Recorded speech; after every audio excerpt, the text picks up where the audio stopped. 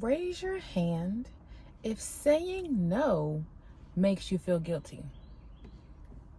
But here's the truth. No, saying just the word no is a complete sentence, period, dot. In this video, I'm going to teach you exactly how to say no with confidence, without guilt, and without feeling like you have to explain yourself. Hey, so my name is Mercedes, and welcome to Unapologetically Mercy, or welcome back to Unapologetically Mercy. Here we talk all things self-love, self-improvement, self-development, astrology, entrepreneurship, and sometimes a little bit of everything else in between. We are going to talk about why saying no is so hard, and then I'm going to give 3 different scenarios on how you can start saying no in regards to your work, your family, friends, and your relationships. So let's go ahead and dive right into the tea. Exactly why is it so hard to say no? So most of us have been raised, or it's been taught for generation to generation, that if you were to say no, you were being disobedient, you're being unkind, you were being rude or selfish, because it's not taught for you to prioritize yourself or to put boundaries up in place.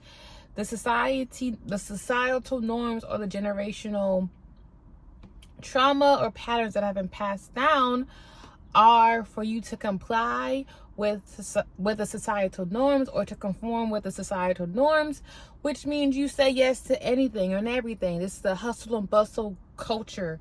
You know what I'm saying? We're in such a very masculine, energetic time on this earth, and we are in this pivotal time where the feminine energy is calling, screaming out for us to tap into her, to utilize her, so that we can have more fulfillment and more peace of mind in our life.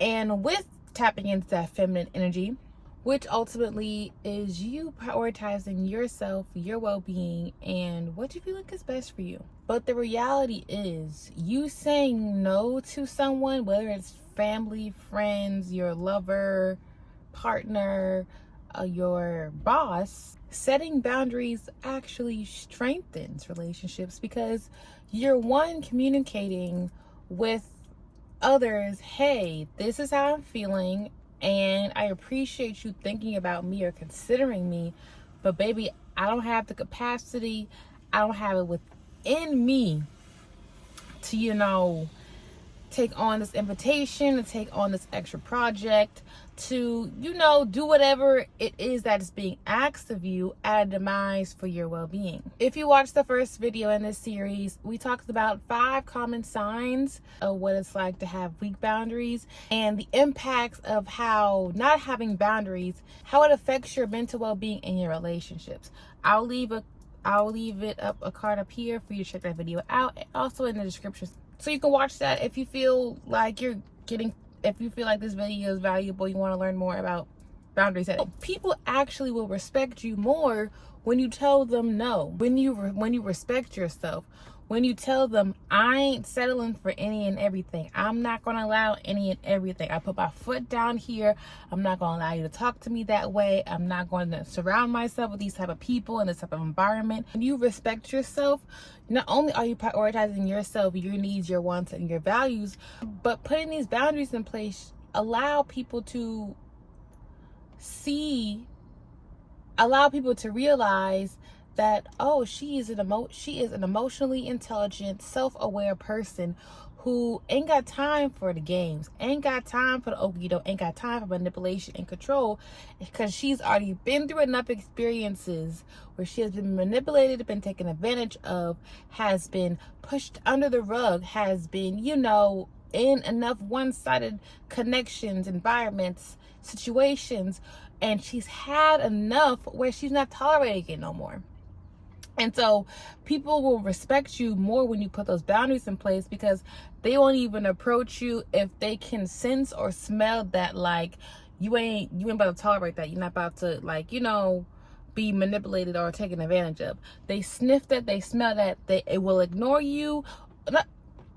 they will ignore you, or they won't even like waste their time trying to, try you. Like they might feel like they can do the same thing to someone else. They already know your response is gonna be no, or she not dealing with that. So they know not to approach you in that way, or they know that they gotta put some respect on your name, your value, your worth. And if they don't, that they just need to respectfully not cross that boundary with you. So now that we talk a little bit about why it's so hard to say no, let's dive a little bit into a few different scenarios that can give you an example of what it's like to say no or to put a boundary up in regards to your different relationships, whether it's work, friends, family, or your romantic relationships or friendships. So scenario 1, saying no to extra work. Let's say you're currently overloaded. Like when I say overloaded, like you're overloaded with work, tasks, deadlines, and projects that are on your plate that you are trying to accomplish and to meet. But your boss has the audacity, the audacity to want to add another task onto your plate. So instead of you automatically saying yes to your boss, manager, higher up, about taking on this task, instead of saying yes, take the time briefly to reflect in your head. Would it be smart for me to take on this extra task? Can I fit this in my already jam-packed schedule? Is that going to be beneficial for me and my well-being? Is that going to cause more burnout, or am I going to be mentally okay if I take this on? And if your answer is no, me taking this on is just not going to do any benefit for me, it's going to be more harmful than beneficial, tell your boss, I'd love to help, but I'm at capacity right now, but let me know if I can assist you in a different way. This will be an example of you setting a firm boundary in a professional way. Now, how your boss takes that is honestly not something that you can control, or you can or have the power, not power, but it's something that you honestly can control, because you're doing what is best for you, and not everyone is gonna like that you are speaking up for yourself, or standing 10 toes on your boundaries, or prioritizing your well-being. But again, like I said, that ain't got nothing to do with you. That's not in your control. And if they have a negative response to you putting this boundary in place, then it's going to let you know automatically how they value you or respect you. And if they are angry or pissed off or have a negative response to you putting this boundary in place, I'm gonna need you to take a good look and reflective moment in regards to how you need to continue on in this workplace. If that means you need to go to a different department, if that is something that you can deal with, or if it's time for you to look for a different job altogether. I'm so serious. Like, tell them boy to put some respect on your name, or find someone else to do it, because there probably will be someone else that is still people pleasing, that doesn't really have any boundaries in place, that they can go ahead and easily take advantage of. But you're like, I'm not doing that anymore. I'm not tolerating that anymore. So here is my work boundary.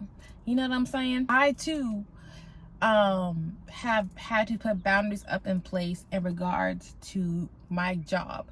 A few months ago, our division was dividing into two, and at the time the part of the division that was splitting, I was already kind of like working on, or like managing. So when I was asked to help with the split, I said I didn't mind, just because I was already familiar with everything. It wasn't like it would be something new I had to learn. But months within that transition, or just dealing with being in two different divisions and dealing with the workload of two different divisions, there was multiple times where my former coworker, who is now the manager of the new division, thought she was my boss, right? And I had to let her know multiple times, yeah, no, I'm not sacrificing my work from home day for you to train me on this. You can train me on this on another day. I can not do some type of, I can put these little duties aside while you train me, but I'm not compromising my work from home day for you. Absolutely not. All in all, she was type A person, I'm type B person. So it just wasn't a conflict of interest. But like, I made sure that I kept standing 10 toes on my boundaries. Like, cool, baby, that's something that you might have done when you started, or how you working here. That ain't got nothing to do with me. I'm not I'm not allowing anyone to think that they can do that, setting that precedent, in place. But, luckily that transition is done with, and I was compensated to some extent. I digress. On, being able to help out with that split. But I had to let them know, don't expect me to be, all caught up with everything. If I'm tackling 2 different divisions who do things 2 different ways, I'm not the one, and I'm not the 2. So, scenario 2, saying no to your family or friends. Let's say your friend or a family member of yours asks you for a favor, whether it's some gas money, if you could take them down the street, or whatever the case might be. But you just honestly, you don't have the time. You got already 7 different things back to back that you got to handle, that you don't have the time to add something else to your schedule, or you just don't have the bandwidth, again, or the capacity to, give extra energy to your family member or your friend to help them with this favor. And so instead of making any excuses, you can try, I can't help at this time, but I hope you find a solution. That's short, that's clear, and it's straight to the point. Or if you have any suggestion ideas, ask them, have you looked into researching this? Have you looked into researching that? Or have you heard about this? And it's like, you're not giving them the solution, you're allowing them to figure it out for themselves. But you're also, in a sense, like, helping them, like, hey, this is what I have the capacity to give you. I can give you these little tips, these little things that you can research, but I'm not going to do the effort. I'm not going to do that for you. You know what I'm saying? Or if you ask me for gas money, baby, I don't have $20 to give you for gas, because I don't have $20 to give you. No, it's because the $20 that I got in my account right now it's got to last me until Friday when I get my check, and I barely got I don't even got $20 for my gas tank. So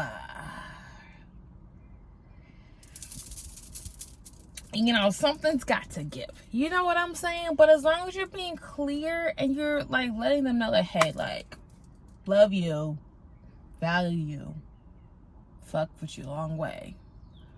But at this moment, at this time, I just can't. Again, some people will respect your boundary and some people will not.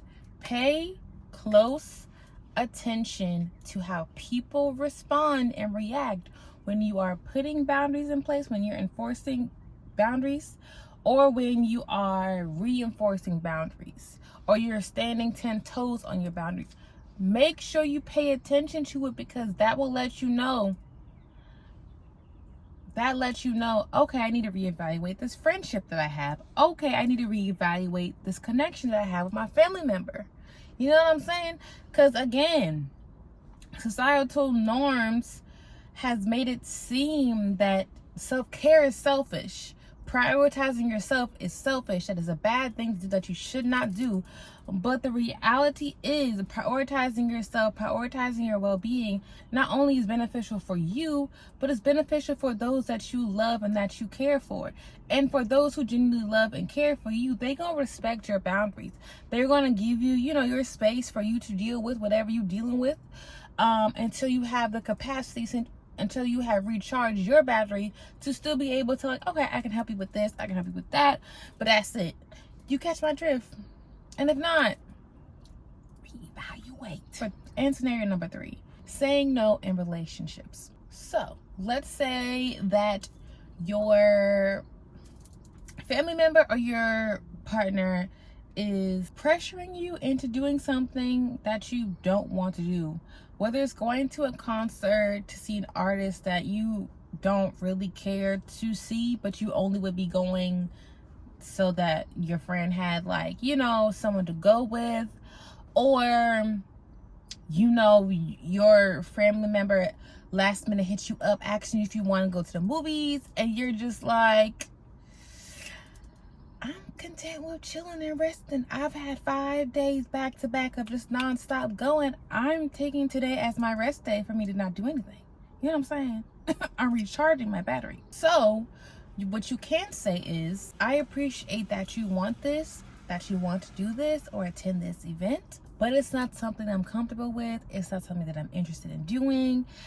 It's not something that I have the energy to, like, you know, be social for. And this is, again, another example of you setting your boundaries, being firm, being clear on, like, hey, this is where I am mentally. This is what I am communicating with you, what I got going on. And, like, hear me out, because your feelings are valid. You know what I'm saying? If you're valid, once you are comfortable with validating your own feelings, it's not gonna matter how anyone else feels about your feelings, because at the end of the day, like, they don't have control over your feelings, or whatever the case might be. You are the only one that's really in control of your feelings, whether you're allowing yourself to feel them or to not. And if you don't have the capacity for this event, to do this thing, whatever it is that they're asking you to do that you're uncomfortable with, tell them, you know, no, I don't have it in me, and I'm sorry, but, like, again, I'm not sorry, because I'm just doing what I feel is best for me. You know what I'm saying? Again, it's just very important to advocate for yourself.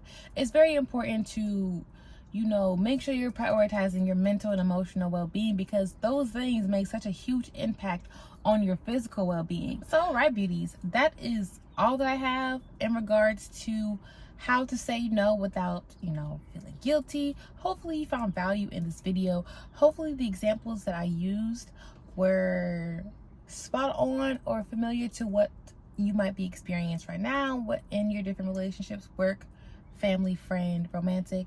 And now that you have examples and have a better understanding on how to not initiate, on how to, you know, phrase certain boundaries, or how to be clear and straight to the point with your boundaries, or being professional, or not being rude about it, whatever the case might be, you can now use these different scenarios, and now you can transform them to better fit your personality, to better fit what you would say naturally to these environments and these groups of people. And so my challenge to you is to create an example for each of the three different scenarios that we talked about today.